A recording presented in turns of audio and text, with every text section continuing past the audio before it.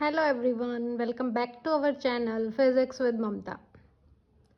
हम एक सीरीज शुरू की हुई है हमने, जिसमें हम पहले टॉपिक करवाते हैं, फिर उससे रिलेटेड जितने भी क्वेश्चंस हैं, चाहे वो प्रीवियस ईयर हो चाहे एक्सपेक्टेड हो, उन क्वेश्चंस को डील करते हैं। मतलब उस क्वेश्चंस के हेल्प से हम ये देखते हैं कि जो हमने पढ़ा है वो कंसेप्ट कैसे हम अप्लाई कर सकते हैं, कैसे क्लिक करना चाहिए हमारा वो कंसेप्ट, है ना। तो इसमें मैंने थर्मोडायनेमिक्स की क्लासें 4 पार्ट करवा दिए हैं। आज लास्ट पार्ट है 5th का। उन चारों क्लासेस में मैंने +1 +2 में जो थर्मोडायनेमिक्स पूछी जाती है या फिर जो उनके इम्पोर्टेंट लेवल के क्वेश्चंस हैं वो डिस्कस किए हैं। आज हम करेंगे बीएससी के टॉपिक्स में से हमारे पास थर्मोडायनेमिक्स का कौन सा पार्ट ज़्यादातर पूछा जाता है और एमएससी के टॉपिक से कौन सा पार्ट पूछा जाता है। तो वो 2 टॉपिक्स जो है वो डिस्कस करेंगे और उन पे बेस्ड प्रॉब्लम को हम सॉल्व करेंगे। तो आपको मेरी वीडियो और ये सीरीज़ कैसी लगती है आप कमेंट करना बिल्कुल मत भूला करें। जैसे मैं आपकी क्लास लेनी नहीं भूलती हूँ ना, ऐसे आप भी मेरी वीडियो पे कमेंट और शेयर करना बिल्कुल ना भूलें। जितना अच्छा आपका फीडबैक होगा उतना ही अच्छा हमारी और कंटेंट बेटर करने में हेल्प करेगा ना, क्योंकि positive feedback are lots matter are lots, है ना। तो आप मेरे चैनल को ज़्यादा से ज़्यादा शेयर, सब्सक्राइब और पॉजिटिव कमेंट करना बिल्कुल ना भूलें, ठीक है। Let's start our topic. हमने फर्स्ट लॉ भी पढ़ लिया, हमने सेकंड लॉ भी पढ़ लिया। आज हम पढ़ रहे हैं कार्नोट थ्योरम या Carnot engine. Sorry, Carnot engine होता क्या है? कार्नोट इंजन एक ऐसा डिवाइस है जो किस पे बेस्ड है, साइक्लिक प्रोसेसेस पे बेस्ड है। और ये इसमें हमारे पास क्या होता है, ये हीट लेता है और उस हीट को कन्वर्ट कर देता है मैकेनिकल वर्क में। तो इसको हम बोलते हैं हीट इंजन। और कार्नोट साइंटिस्ट थे जिन्होंने इसको दिया था, तो इसके नाम पे ही इसको बोलते हैं कार्नोट हीट इंजन। ये एक तरह से एक आइडियल इंजन है कि जिसकी एफिशिएंसी क्या हो सकती है, मैक्सिमम 100% से ज़्यादा नहीं हो सकती है। वैसे आइडियल में हो सकता है आइडियल, लेकिन रियल लाइफ में 100% पॉसिबल नहीं है। तो इसमें होता क्या है मेनली, जैसे हमने प्रीवियस में डिफाइन किया था पीवी डायग्राम। पीवी डायग्राम आपको क्या देता है थर्मोडायनेमिक्स में, वर्क डन। तो ये एक साइक्लिक प्रोसेस का कंसेप्ट है। तो इसमें 4 तरीके की साइक्लिक प्रोसेसेस होती हैं। ये जो प्रोसेस है इसको बोलते हैं आइसोथर्मल प्रोसेस, आइसोथर्मल एक्सपेंशन। इसमें हमारा क्या हो रहा है, ये अगर P1 प्रेशर यहाँ पे P1 है और वॉल्यूम V1 है, तो प्रेशर तो क्या है P2 चेंज हुआ, वॉल्यूम V2 चेंज हुआ एट कांस्टेंट टेम्परेचर T1। तो इस कर्व के अकॉर्डिंग या इस कर्व के दौरान आपके पास कौन सी प्रोसेस हो रही है, आइसोथर्मल एक्सपेंशन। और हमें पता है आइसोथर्मल क्या कौन सी प्रोसेस होती है जिसमें change in temperature should B 0। Second आपकी जो ये कर्व है, अगर मैं इसको ए बी नाम दे दूं, तो ये क्या हुई B C curve. B C curve के दौरान देखो आपका प्रेशर कितना है P3 और वॉल्यूम कितना है सेम V2। वॉल्यूम तो सेम है ना इसी पॉइंट पे, मतलब या फिर आप V3 लिख सकते हो, P3 V3, यहाँ पे P4 V4, ठीक है। ये जो प्रोसेस होती है ये है एडियाबैटिक एक्सपेंशन। एडियाबैटिक की कंडीशन क्या होती है, जिसमें चेंज इन हीट क्या हो 0। ये आपके पास जो प्रोसेस होगी वो क्या होगी, आइसोथर्मल कंप्रेशन। ये क्या होगी, एडियाबैटिक कंप्रेशन। इसके दौरान आइसोथर्मल कंप्रेशन के दौरान आपका टेम्परेचर क्या है T2, और यहाँ पे आपके पास कौन सी प्रोसेस है, एडियाबैटिक कंप्रेशन। ये 4 जो साइक्लिक प्रोसेसेस है इनका एक कॉम्बिनेशन है हीट इंजन। इसमें हम डिफाइन करते हैं एफिशिएंसी, जो नीटा से डिफाइन करते हैं। और एफिशिएंसी होती क्या है कि आपके पास efficiency is defined as ratio of work done to the heat taken per cycle, कि कितना वर्क डन हुआ है और पर साइकिल में कितनी हीट उसने ली है इनिशियल। तो हमारे पास इसमें 3 कंपोनेंट्स होते हैं, एक होता है सोर्स, एक होता है वर्किंग सबस्टांस, आपने कौन सी गैस ली है जिस पे आप वर्क करवाना चाह रहे हैं, वर्किंग सबस्टांस, और एक होता है आपके पास सिंक। सोर्स जो होता है आपके पास उसका जो टेम्परेचर होता है वो T1 है और सिंक का टेम्परेचर क्या है T2। इनकी जो थर्मल हीट कैपेसिटी है वो क्या होती है, इनफाइनाइट होती है, ताकि अगर सोर्स कुछ हीट वर्किंग सबस्टांस को दे और सिंक में कुछ हीट डिसिपेट हो तो उनकी हीट कैपेसिटी पे कोई ज़्यादा फर्क ना पड़े, है ना। तो यहाँ पे आपके पास ये आपके पास क्या है, एक वर्किंग सबस्टांस है जहाँ पे वर्क डन हो रहा है। अगर मैंने सोर्स को Q1 हीट दी तो ये वर्किंग सबस्टांस क्या करेगा, Q1 minus Q2 work done करेगा और Q2 हीट किसको दे देगा, सिंक को दे देगा एट टेम्परेचर T2 पे। तो इसका मतलब वर्क डन कितना हुआ इस केस में, Q1 माइनस Q2। और आपके पास इनिशियल में हीट आपने कितनी दी थी, Q1। तो ये आपकी क्या है, एफिशिएंसी डिफाइंड है of Carnot engine in terms of Q1 Q2। तो Q1 minus Q2 by Q1। अगर मैं एफिशिएंसी को in form of a temperature लाना चाहूँ तो मुझे क्या करना पड़ेगा, इन चारों आइसोथर्मल प्रोसेसेस का वर्क डन लेना पड़ेगा। हमें पता है ये जो एडियाबैटिक कर्व्स है इसके दौरान चेंज इन हीट क्या है, 0 है। इसका मतलब आपका जो इस केस में वर्क डन होगा, हमने पढ़ा था ना एडियाबैटिक केस में वर्क डन कितना था, NR T2 minus T1 over 1 minus gamma. तो ये आपके पास देखो T2 T1 पे डिपेंड कर रही है और हमें पता है इस पॉइंट पे T1 टेम्परेचर और इस पॉइंट पे T2 टेम्परेचर है। सिमिलरली यहाँ पे क्या है, T2 टेम्परेचर और ये T1 टेम्परेचर है। इसका मतलब एडियाबैटिक एक्सपेंशन और एडियाबैटिक कंप्रेशन का जो वर्क डन है वो एक दूसरे के क्या है, नेगेटिव। मतलब अगर मैं इस BC कर्व की बात करूं वर्क डन तो ये है, तो आपके पास DA कर्व के अकॉर्डिंग वर्क डन क्या होगा, minus of NR T2 minus T1 by 1 minus gamma. तो एक दूसरे के अपोजिट होंगे तो ये कैंसिल करेगा। तो टोटल वर्क डन किसकी वजह से होगा, ड्यू टू आइसोथर्मल कंप्रेशन और आइसोथर्मल एक्सपेंशन की वजह से होगा, जो किसके इक्वल होगा, हमें पता है ना अगर n मोल ऑफ गैस हो तो वर्क डन कितना होगा आइसोथर्मल कंप्रेशन में। अगर मैं AB की बात करूँ तो NRT वॉल्यूम कहाँ से कहाँ चेंज हो रहा है, V2 बाय V1। सिमिलरली अगर मैं बात करूँ C टू D तो आपके पास क्या होगा, NR टेम्परेचर क्या है T2, LN वॉल्यूम कहाँ से कहाँ चेंज हो रहा है, V3 टू V4। अब V3 बाय V4 और V2 बाय V4 के बीच में रिलेशन होता है कि ये आपस में क्या होते हैं, इक्वल होते हैं। तो इसका मतलब आपके पास नेट वर्क डन जो आएगा ना,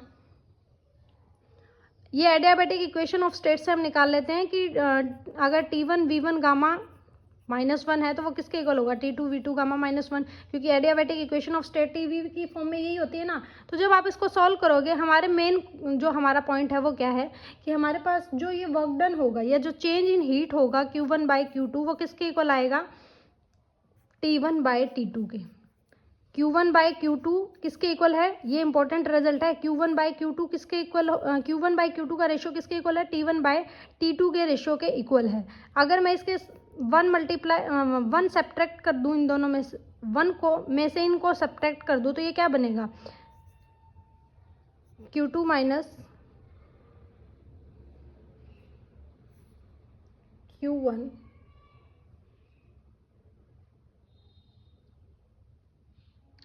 ये Q2 आएगा, Q2 by Q1 is equal to 1 minus T1 by T2। तो ये सॉरी Q2 बाय Q1, ये थोड़ा गलत हो गया, ये क्या होगा, Q2 बाय Q1 किसके इक्वल होगा, T1 बाय T2 के। ठीक है, तो यहाँ से आपके पास अगर मैं इसमें से 1 सब्ट्रैक्ट कर दूँ दोनों साइड तो ये क्या बनेगा, ये 1 है T1, तो ये क्या बनेगा, Q1 minus Q2 by Q1 that should be equal to T2 minus T1 by T1।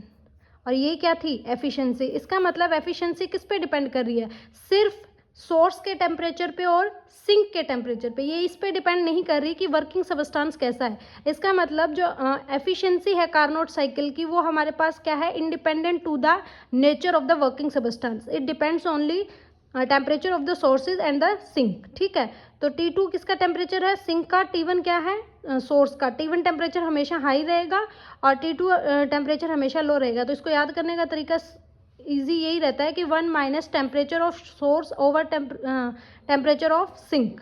ठीक है, तो ये आपके पास क्या बनेगा, T2 minus T1 by T2। ठीक है, T2 है बाय में, तो ये आपके पास एफिशिएंसी निकल गई कार्नोट हीट इंजन की। इसी तरह से हमारे पास होता है कार्नोट रेफ्रिजरेटर, जो जस्ट इसके अपोजिट होता है। उसमें हम एफिशिएंसी को दिखाते हैं coefficients of performance, that is K, जो किसके इक्वल होता है आपके पास, वो इसका ही अपोजिट होता है। इसमें हीट कितनी इस सिस्टम को the over Q1 minus Q2। इन दोनों में रिलेशन अगर मैं बात करूँ नीटा और K के बीच में क्या रिलेशन होता है, तो नीटा शुड बी 1 बाय 1 प्लस के होता है। आप निकाल भी सकते हैं इन दोनों का रिलेशन आपस में क्या होता है, ठीक है। तो ये आपके पास बीएससी का एक टॉपिक है जिससे क्वेश्चन पूछे जा सकते हैं, कार्नोट हीट इंजन। अब इन्हीं पे बेस्ड हम क्वेश्चन करने की कोशिश करते हैं कि कैसे क्वेश्चंस पूछे गए हैं, ठीक है। फर्स्ट क्वेश्चन है, on increasing the temperature of a gas contained in a closed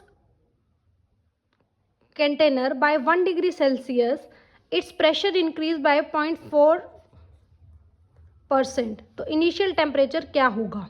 इसने कहा है कि मैंने टेम्परेचर शुरू में जो टेम्परेचर था उसका टेम्परेचर बढ़ा दिया है कितना 1 डिग्री सेल्सियस, और प्रेशर कितना इंक्रीज हुआ उसका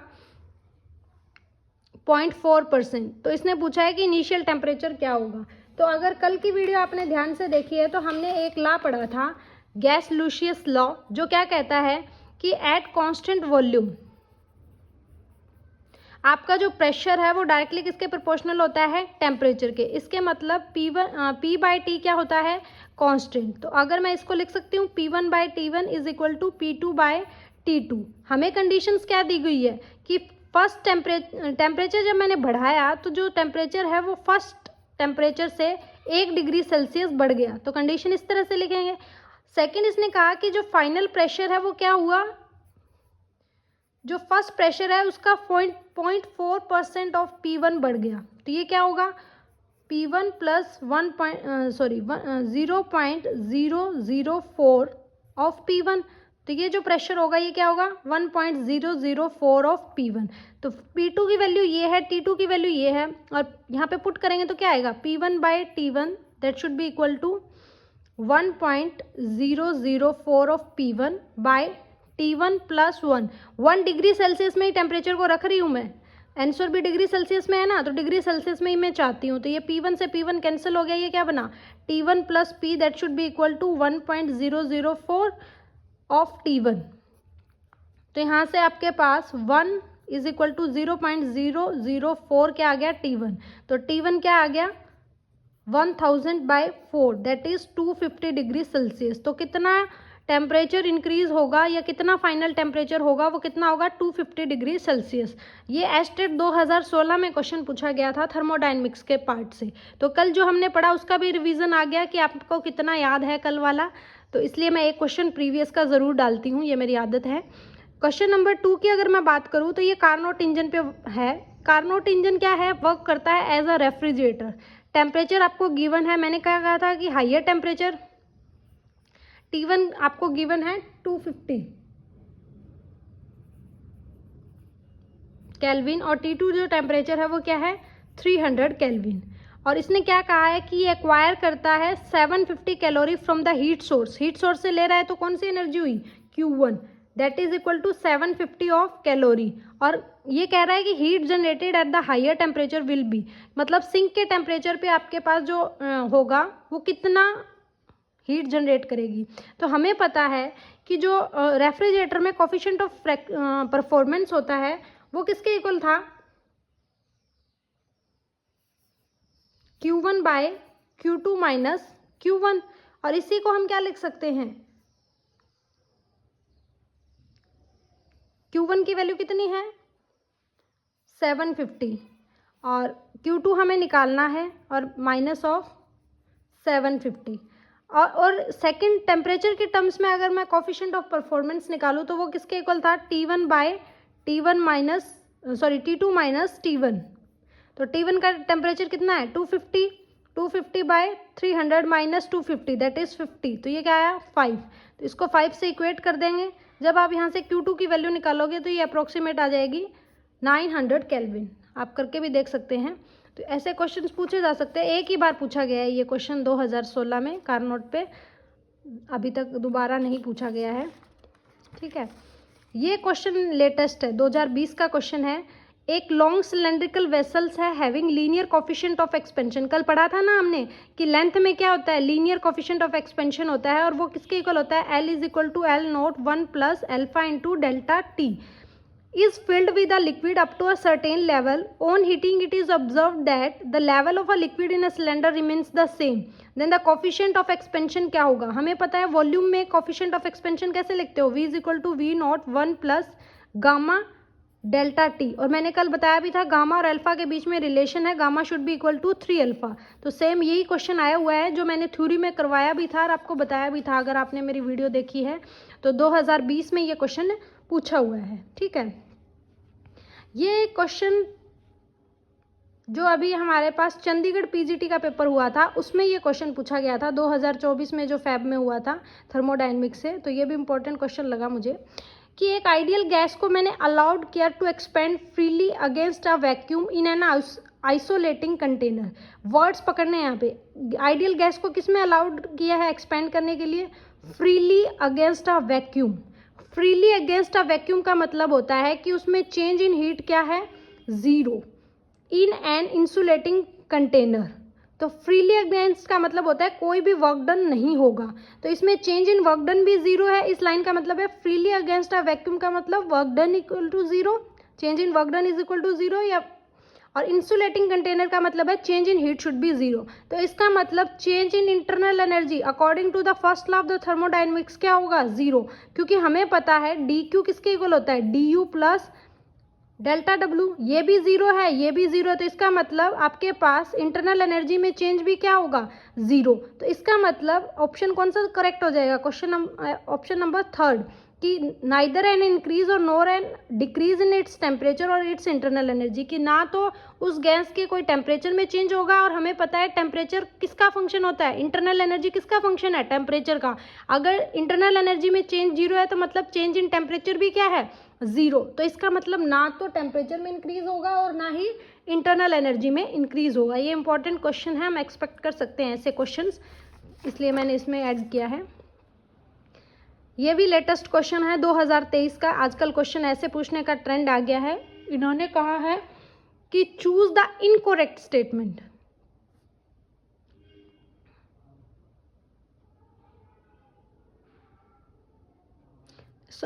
चूज द करेक्ट स्टेटमेंट पूछा है। इसने क्या कहा है कि अगर हीट को सप्लाई किया है an ideal gas in an isothermal process, gas will do negative work. सही बात है कि गलत बात है ये, कि हमारे पास क्या है? D Q is equal to D U plus D W. अगर आइसोथर्मल प्रोसेस है तो change in temperature should be zero, और हमें पता है इंटरनल एनर्जी किसका फंक्शन है? टेम्परेचर का। तो चेंज इन इंटरनल एनर्जी भी क्या होगा? जीरो। तो डी क्यू किसके इक्वल होगा? पॉजिटिव वर्क डन के ना, लेकिन इसने क्या कहा है? Negative work done. तो ये ऑप्शन तो हो गया गलत। सेकेंड है Carnot engine is a irreversible engine. गलत। कार्नोट इंजन एक रिवर्सिबल इंजन है। इसमें हमारे पास जितनी भी चारों साइक्लिक प्रोसेसेस हैं वो क्या है? रिवर्सिबल प्रोसेसेस हैं। तो ये स्टेटमेंट भी गलत हो गई। For a solid with a small expansion coefficient CP is slightly greater than CV. Yes, ये बात सही है। हमने एक फॉर्मूला भी पढ़ा था, CP minus CV is equal to N R. अगर स्लाइटली एक्सपेंशन है तो भी सीपी हमेशा ही ज़्यादा होता है किससे? सीवी से। तो ये स्टेटमेंट करेक्ट है, तो इसका आंसर क्या हो जाएगा? थर्ड। अगर मैं फोर्थ ऑप्शन की बात करूं, if a heat is added to a system its temperature must increase. तो अगर सिस्टम को हीट देते हैं तो टेम्परेचर उसका इंक्रीज होता है, ये बात भी सही है, लेकिन यहाँ पे एक वर्ड है मस्ट। हमेशा ये बात सही नहीं है। कई केसेस ऐसे होते हैं जिसमें पास अगर मैं हीट को ऐड करूँ तो टेम्परेचर इंक्रीज नहीं होता है, वो हीट क्या हो जाती है? टोटल वर्क डन करने में ही यूज़ हो जाती है। इसलिए इसका टेम्परेचर मस्ट इंक्रीज नहीं है। अगर मे होता तो ये स्टेटमेंट सही हो जाती, मस्ट है तो ये स्टेटमेंट गलत है। तो क्वेश्चन नंबर फिफ्थ का ऑप्शन नंबर थर्ड क्या हो जाएगा? सही हो जाएगा। नेक्स्ट है आपके पास मैक्सवेल रिलेशंस पूछा हुआ है। तो मैक्सवेल रिलेशंस आपको निकालने सिखाने हैं मुझे। मैक्सवेल रिलेशंस के लिए हम दो चीज़ का यूज़ करते हैं, एक combined form of first and second law. मैंने बताया था ना, फर्स्ट लॉ क्या होता है? D Q is equal to D U plus work done.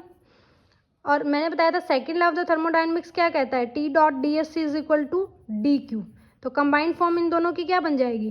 T dot D S is equal to D U plus del W. For internal energy अगर मैं Maxwell relation find out करना सिखाऊं तो आपको क्या होगा? इंटरनल एनर्जी क्या लिख सकते हो आप? T dot D S minus P dot D V, work done को ये लिख सकते हैं। तो हमें पता है इंटरनल एनर्जी कैसा फंक्शन है? स्टेट फंक्शन है। ये किस पाथ पे डिपेंड करता है?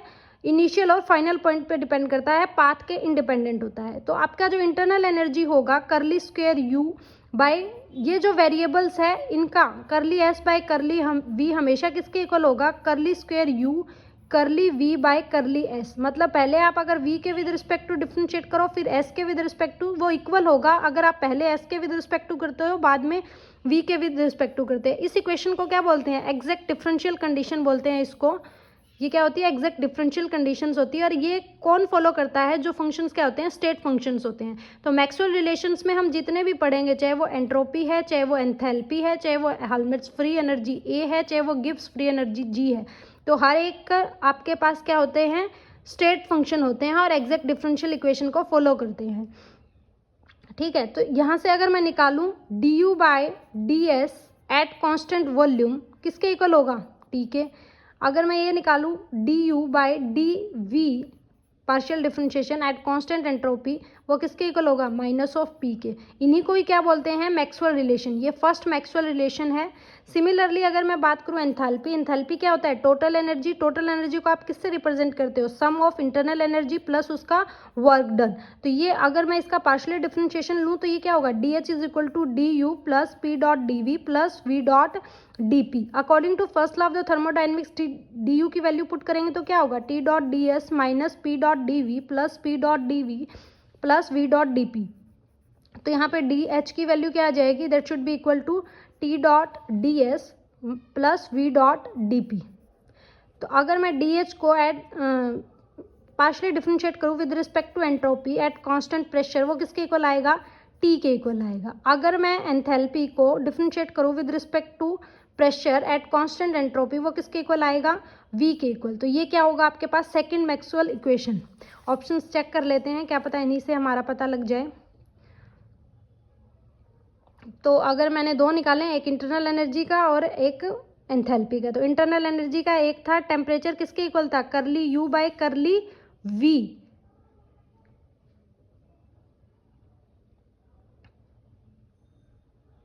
Sorry curly U by curly S at constant volume. और प्रेशर किसके इक्वल था? Minus of curly U by curly V. तो यही इनकरेक्ट हो गया। फोर्थ इसने क्या पूछा था? करेक्ट पूछा था। तो ये तो गलत है, ये तो ऑप्शन हो ही नहीं सकता, ये तो गलत दिए हुए ना, क्योंकि हमने जो निकाले उनसे अलग है।